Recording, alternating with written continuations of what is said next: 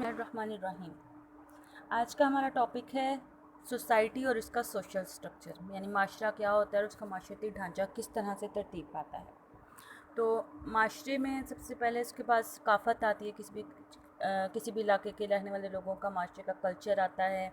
फिर उस कल्चर में लोग डिवाइड होते हैं, दो ग्रोह बनते हैं, माशरती ग्रोह बनता है और उनकी एक स्टेटस होता है। तो ग्रो के हिसाब से अगर हमने तबकों के तकसीम करते हैं तो upper class, middle class, lower class, या आप क्लासेस जानते हैं।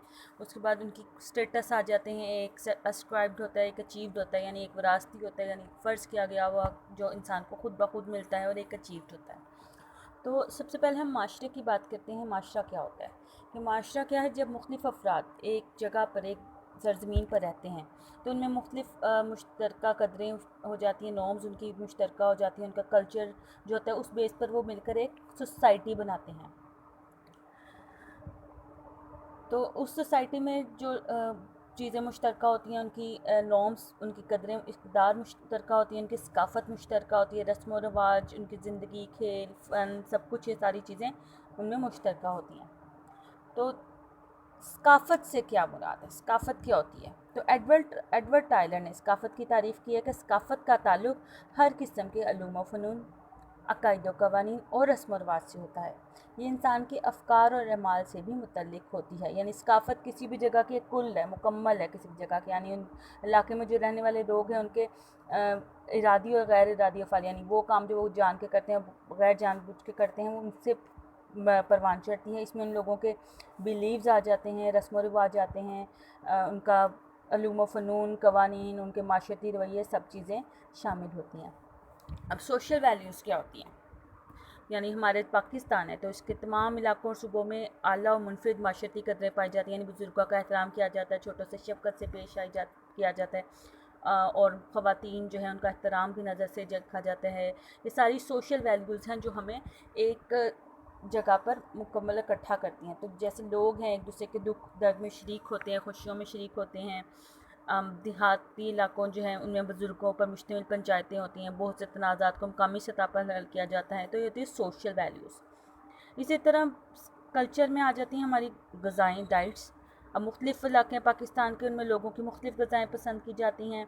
पंजाब और सिंध में सब्ज़ियाँ, दालें, गोश्त, चावल, ठीक है। KPK में, बलूचिस्तान में गोश्त, खुश्क गोश्त, ताज़ा फल, गंदम, जौ, चावल खाने इस्तेमाल होते हैं। पंजाब में दूध और लस्सी, KPK में और बलूचिस्तान में कहवा पसंद किया जाता है, ठीक है।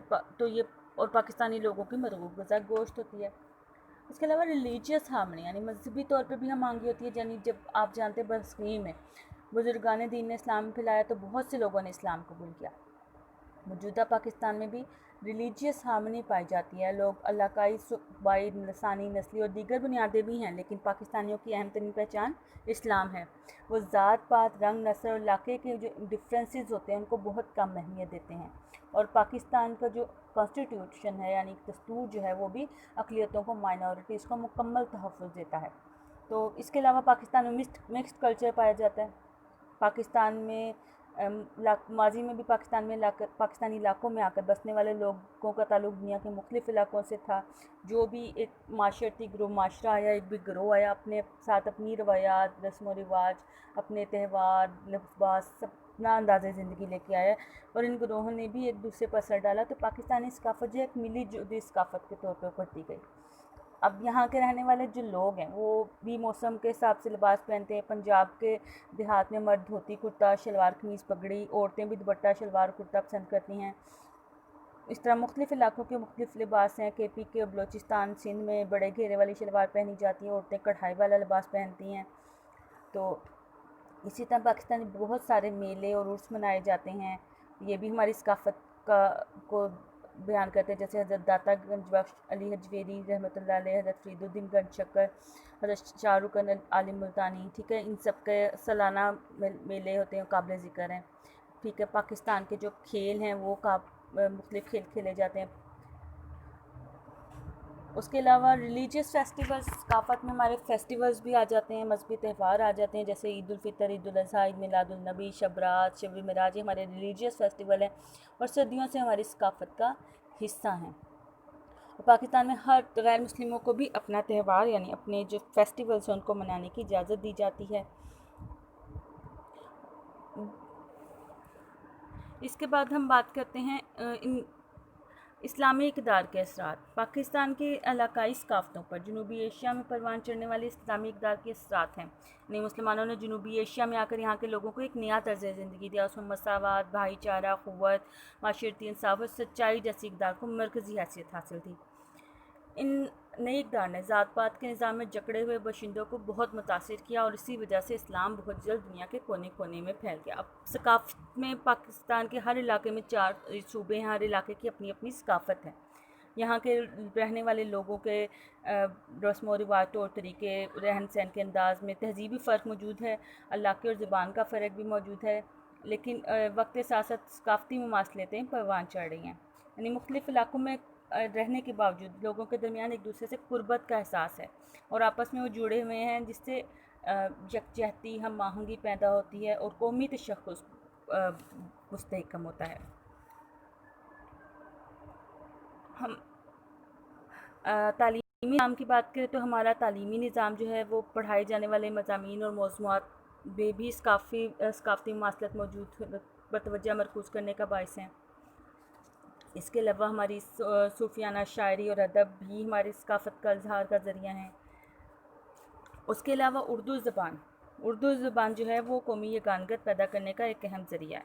اس زبان کا تعلق پاکستان کے کسی بھی مخصوص خطے یا نسلی گروہ سے نہیں ہے، بلکہ یہ پاکستان کے تمام طول و عرض میں وسعت کے ساتھ سمجھی اور بولی جاتی ہے اور تمام پاکستان میں رابطے کا ذریعہ ہے۔ اب ہم بات کرتے ہیں معاشرتی گروہ یا طبقے کی۔ اب ہم بات کریں گے اپر کلاس، مڈل کلاس اور لوور کلاس کی۔ اب اپر کلاس میں آپ جانتے ہیں کہ زیادہ امیر لوگ آتے ہیں، اس میں ان کی آمدنی بہت اچھی ہوتی ہے، ان کا بہت بڑا گھر ہوتا ہے، اچھا صاف ستھرا، اور وہ ایسے پروفیشن سے بلونگ کرتے ہیں جس میں بہت زیادہ ان کی انکم ہوتی ہے، تو یہ اپر کلاس لوگ ہوتے ہیں۔ اس کے علاوہ مڈل کلاس میں آ جاتے ہیں۔ مڈل کلاس میں ہمارا بہت پڑھا لکھا، ہائیلی کوالیفائڈ پڑھا لکھا طبقہ ہوتا ہے، ملک کے لیے بیک بون کی حیثیت رکھتے ہیں یہ، اور اس کے علاوہ ہمارے ملک کی ترقی کے لیے بھی کوششیں جو کی جاتی ہیں وہ زیادہ تر اس کی وجہ سے جانے جاتے ہیں۔ یعنی ہمارا مڈل کلاس کا طبقہ جو ہے اسے بہت محنتی طبقے میں لایا جاتا ہے۔ اس کے بعد نچلا طبقہ آ جاتا ہے، اس میں بہت زیادہ غریب لوگ موجود ہوتے ہیں۔ زیادہ تر لوگ بے روزگار ہوتے ہیں، اگر جو جاب پلس ہیں اور کوئی جاب کر رہے ہیں تو ان کی آمدنی بہت کم ہوتی ہے۔ زیادہ تر لوگ دیہات سے تعلق رکھتے ہیں اور معاشرے میں بھی ان کو امتیاز، ان کے ساتھ فرق کیا جاتا ہے، ٹھیک ہے۔ اس کے بعد آ جاتی ہیں ہمارے اسٹیٹس، مقام۔ ایک اسکرائبڈ ہوتا ہے، ایک اچیوڈ ہوتا ہے۔ اسکرائبڈ کیا ہے کہ کسی بھی شخص کی وہ پوزیشن جو اس کو اپنی بائی برتھ مل رہی ہے، اپنی پیدائش پر یا قدرتی نیچرلی اس کو مل رہی ہے۔ یعنی ایک اگر انسان ہے، وہ کسی بہت امیر باپ کا بیٹا ہے، اس کا باپ مل آنر ہے، تو پھر اس کو وہ اس کی حیثیت اسی طرح مل گئی ہے۔ ایک انسان کسی موچی کا بیٹا ہے تو اس کو اس کی جو پوزیشن مل رہی ہے وہ اسکرائبڈ ہے۔ پھر اس کے بعد سیکنڈ انسان کی پوزیشن آتی ہے اچیوڈ، حاصل کرتا ہے۔ یعنی ایک انسان اپنی محنت سے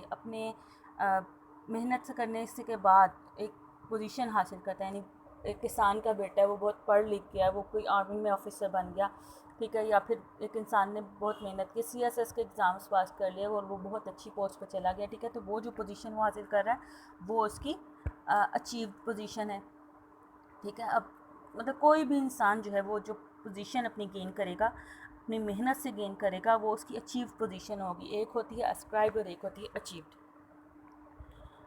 اس کے بعد ہم نیکسٹ ٹاپک میں بات کریں گے سوشل ایشوز کی، ہمارے سماجی مسائل اور ان کے چیلنجز کے بارے میں۔